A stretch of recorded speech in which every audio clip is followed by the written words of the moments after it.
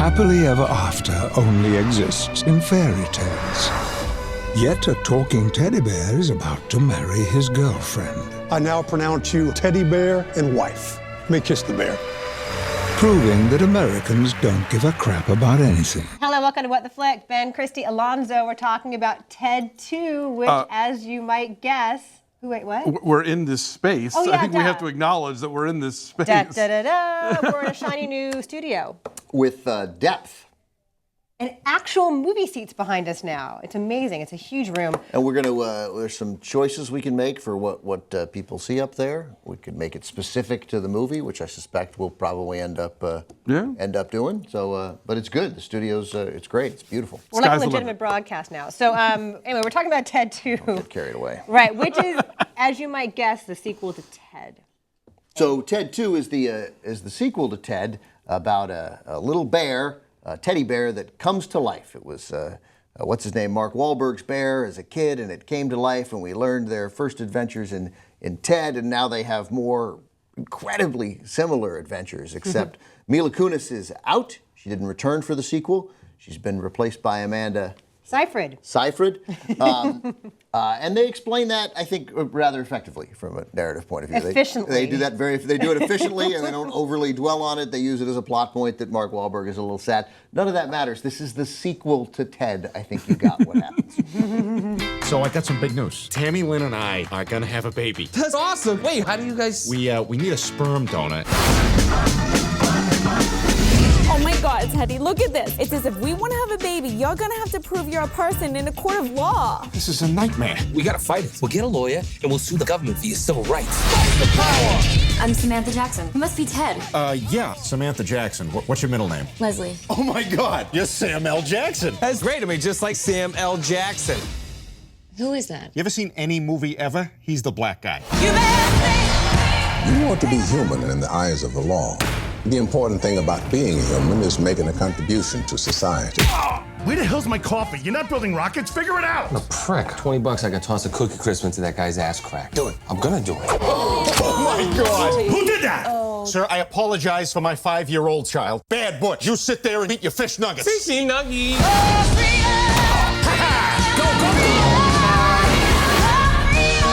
All right, I'm gonna ask you a few test questions now. You ready? Yep, bring it on. Do you consider yourself to be human? Objection. Sustained. No, the witness can object. Overruled. Sidebar. Guilty. Speculation. Hearsay. Bailiff. Briefcase. Disregard. In my chamber. Stop Beaver on the witness. Arrest. We could totally be lawyers. Bang.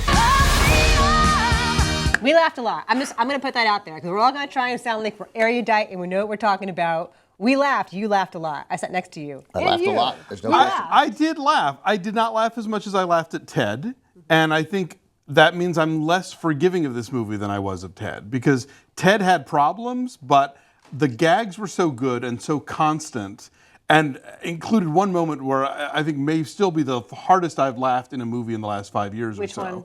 Is That a Shit? With the poop joke on the floor, yes. An actually good poop joke. An actually good poop joke. So, you know, I was willing to forgive a lot. And then I saw A Million Ways to Die in the West, which I liked more than a lot of people, because I did laugh at that one too, but that one's more of a mess.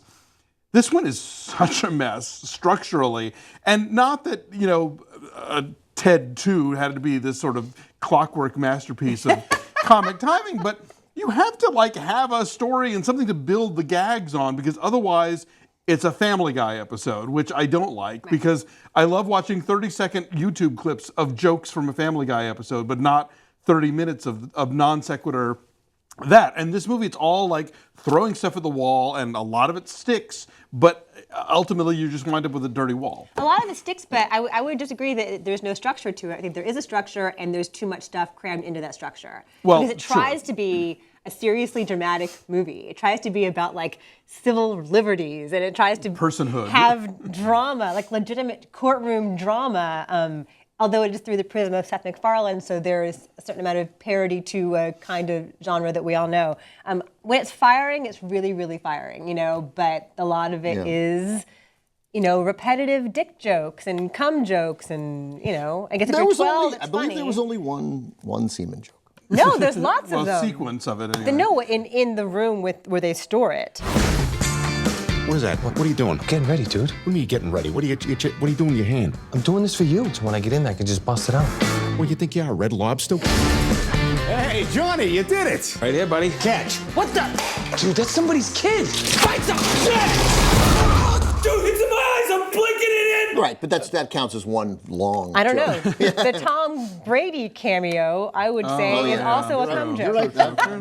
Granted. I don't want to spoil it. You win. I mean, I feel like when I was thinking back on it a day or two later, all the individual jokes that I liked the most didn't really have anything to do with the plot. I mean, like Liam Neeson makes a cameo. That's funny. That's hilarious, really but great. completely random and has nothing to do with anything else in the whole movie. And there's a lot of stuff like that. And if there's enough of that stuff and it's funny enough, then yeah, you're willing to sort of overlook. There's a sort of long stretches of the movie where it kind of like, Yeah. and there weren't enough to make me look the other way. I thought there was only one stretch of the movie where there was that, where it lagged. Unfortunately, it was really like really solidly the last 20, 25 minutes. All the courtroom stuff. Yeah, I mean, I think there's a great 90-minute movie in there. This movie's 2 Yeah. hours. But there's nobody will ever tell Seth MacFarlane to rein it in, right? Like Yeah. this is so typical of him that he will. And there was a problem with A Million Ways to Die in the West. Like that was just saw overlong and that that was again. overstuffed. Pretty funny. No, but it's unwieldy, Yeah, right? yeah. And I think there's nobody around him that will ever tell him you need to make a 90-minute cut of this film. It's like there was 84 minutes of the great jokes and what he thought was funny and what I think is funny, and then like, okay, now I got to spend 30 minutes here wrapping up the movie. And so I thought it really slowed. I really thought I was headed to give this movie a 9. I was like, this is to me, it was as funny as Ted. Yes, there were many of the best moments seemed to stand alone from the movie. The story sort of in the movie is Ted a person, and the courtroom fight to sort of get his personhood so he can get married. And the first courtroom scene was, okay, it was, I suppose, fine, and the losing courtroom scene. But when he brings the media, we get shots of CNN and MSNBC and covering it. And I thought he did that incredibly well. And the Fox joke there is a 10. Like, it's really great.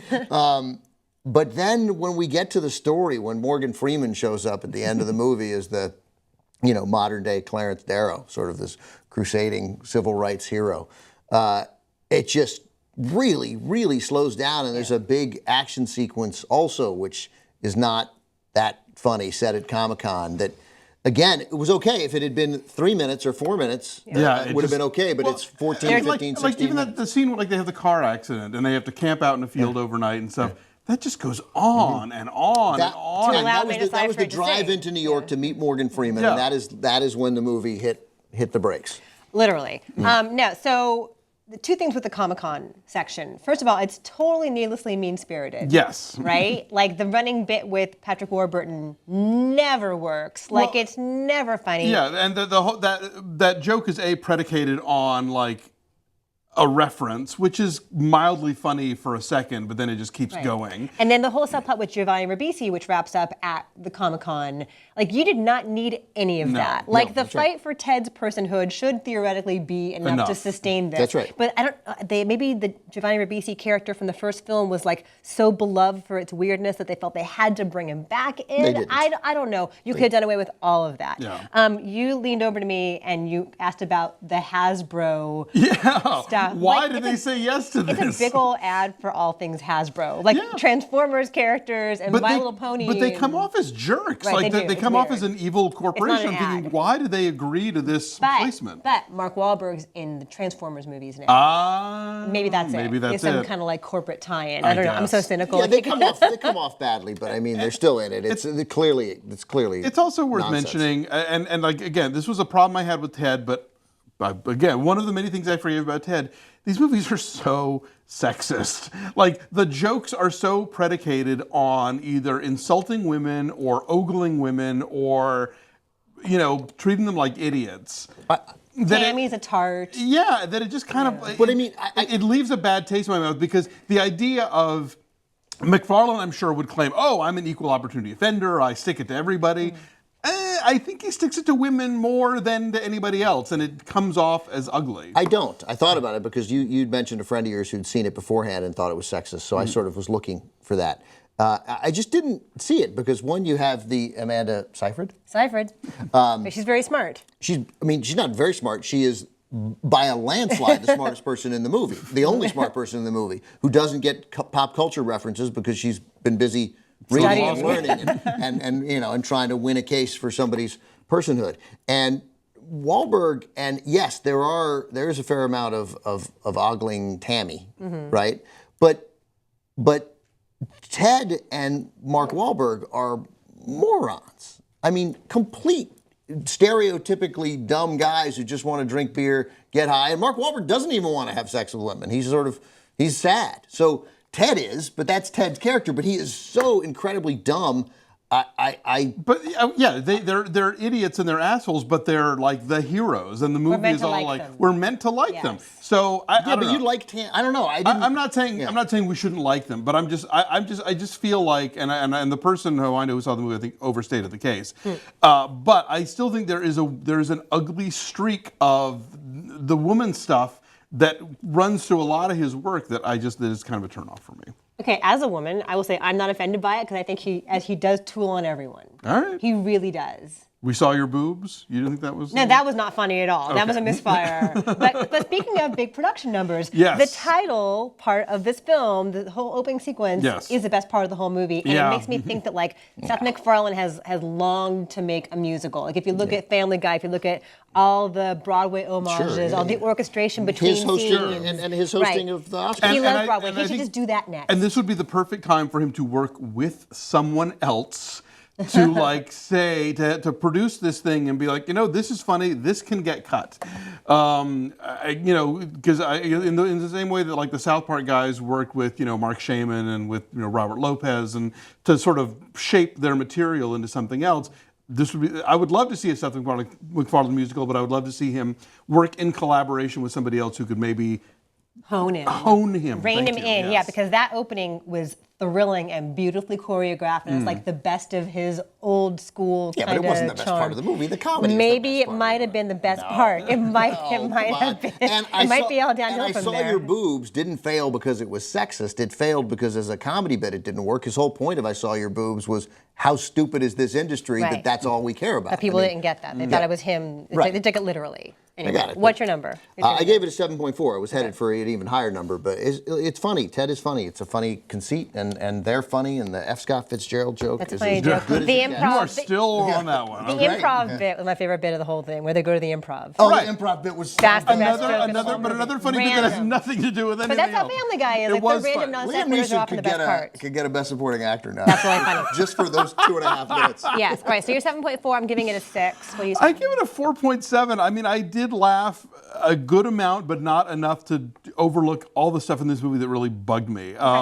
But again, I have enjoyed his films in the past, and I think that there's something there, and he's really good at certain things. And I would so love to see him collaborate with somebody who is a stronger storyteller, because I don't think a feature filmmaking storytelling is his greatest gift. Okay, so our average is a 6. It's at 43%. We are more charitable here toward Ted too.